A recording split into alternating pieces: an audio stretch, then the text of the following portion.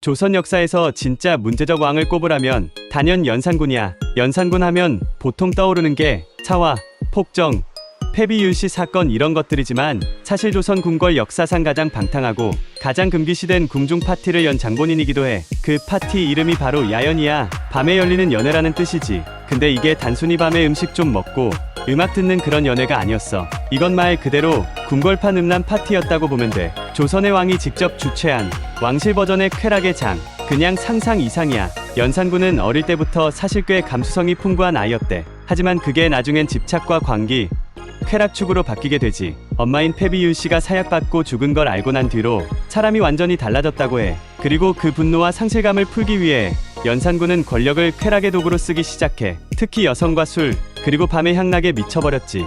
연산군이 주최한 야연은 궁궐 내 금천교 근처나 창덕궁 후원 깊숙한 곳에서 열렸대. 여기엔 궁녀들뿐만 아니라 기생들, 심지어 민간에서 끌려온 여성들까지 초대됐고 궁중 악사와 무희들이 밤새 춤과 노래를 펼쳤어. 재미있는 건 연산군은 이 야연을 단순한 향락이 아니라 예술이라고 주장했대. 자기는 시와 음악, 예술을 사랑하는 왕이라는 거지. 근데 그 예술이 어떤 식이었냐면 한밤중에 술에 취한 채로 옷을 벗은 궁녀와 기생들이 물 위에서 춤을 추고 가물을 벌이는 그런 식이었어. 심지어 연산군은 궁궐 내부에 대놓고 기방 비슷한 공간을 만들어버리기도 했어. 거기 이름이 연은전이야. 연회와 은밀한 쾌락의 전당이라는 의미지. 거긴 아예 기생들이 상주하면서 왕과 밤을 보내는 곳이었고 연산군은 매일 밤마다 여길 들락날락했지. 또 하나, 연산군은 기생들 사이에서 미모로 유명한 여인들을 따로 골라 채용사라는 비밀 조직을 통해 궁으로 불러들였어. 이 채용사는 말하자면 미인 조달팀 같은 거야. 오늘의 미인, 다음 주의 미인 다 리스트로 관리했대.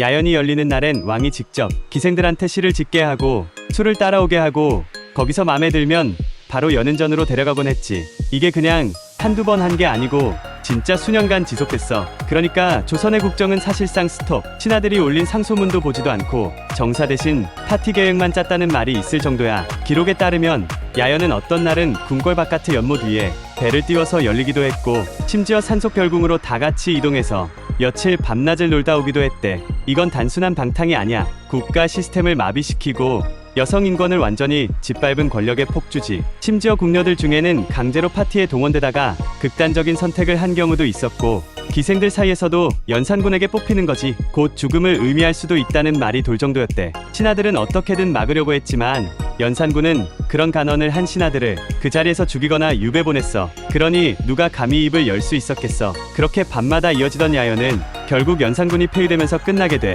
중종반정으로 왕이 바뀌고 야연의 기록들도 대부분 폐기됐지. 근데 일부 사초나 비공식 기록 또는 후대에 구전되던 이야기들을 보면 이 야연이 단순한 궁중연회가 아니라 왕의 쾌락 독재를 상징하는 사건이었다는 걸 알 수 있어. 조선은 유교 국가였잖아.